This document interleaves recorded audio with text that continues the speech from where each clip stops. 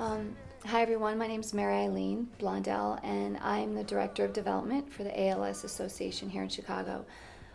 First off, I want to thank my friend Scott from coming down to Cure 9090 today and really kind of letting everyone know what ALS is all about. You guys are about to hear a little bit about what we do, what the disease is, and about some amazing people whose lives have been changed by the work that they do. ALS is also Lou Gehrig's disease. Lou Gehrig was a baseball player for the New York Yankees. It's a neurodegenerative disease that robs people of the ability to move and then to swallow and then to speak and ultimately to breathe. That's a non-negotiable. That's what happens to everybody who has ALS pretty much across the board. From the time of diagnosis to the time of death is usually 2 to 5 years. And there are never any survivors and there is no cure and there's no medical management of the disease. So having said that, that's a pretty big pill to swallow. It's pretty intense. It's the worst of all diagnosis. But what we do at the ALS Association is we help empower our patients to live their lives as fully as they possibly can. We provide encouragement and support to the families. And the one thing I always say is that there is really no journey more intimate than the journey of death, and what a privilege it is for us who prior to diagnosis never knew any of these people, and they open up their lives to us so that we can help them. And in return, we become so much better as people and so much more compassionate and empathetic, and the problems that we deal with on a daily basis seem so ridiculously small that all of us, and certainly from the people that you're about to hear from, find that it's their mission not only to help ALS people, but to improve and bring joy to the lives of people that they may not even know. And that's kind of what this exhibit is about. Cure 9090, every 90 minutes someone is diagnosed with ALS, and every 90 minutes someone loses their battle. But despite that, here we are at Daley Plaza amidst all the sunflowers and super cool artwork. Whiskey Jezebel Band rocking it out on the stage and embracing the life that we are given to lead. And I think that that's a really important message.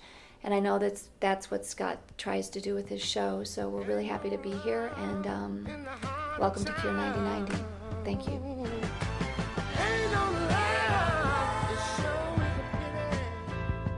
I was a neurology nurse for several years and was asked to help with an ALS clinic once, and I met 2 or 3 patients, and after that I couldn't not help them anymore. So my involvement has grown to now I work with the actual ALS Association.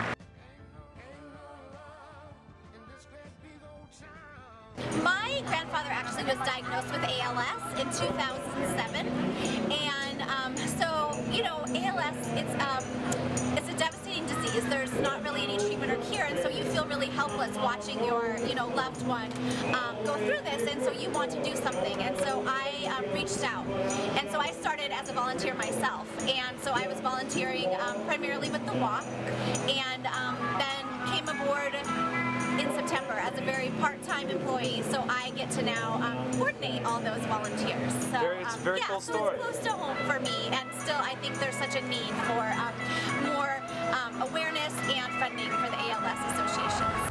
In the heart of the city. When someone's first diagnosed in the doctor's office, a lot of times it's so overwhelming that you can't ask the things that you'll need to know. So in the home, we take that overwhelming feeling away, and you're in your home environment, so it's easier for you to ask questions that are going to help you more. And then educate the family on the disease, what to expect, what it means to have ALS, and what it means to live with ALS, because our mission is to teach people that you're living with this disease, that you're not dying from it.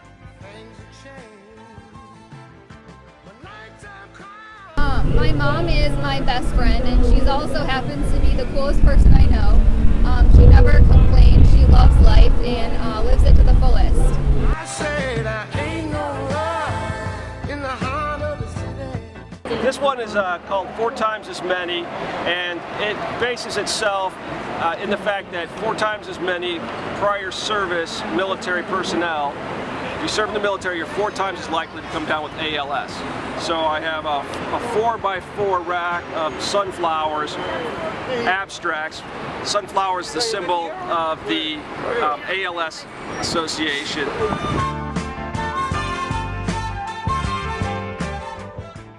We try to help them through the journey and let them know that they're not alone.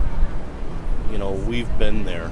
I have personally, and I've got such a wonderful staff led by Julie Sharp and Maryilene Blondell.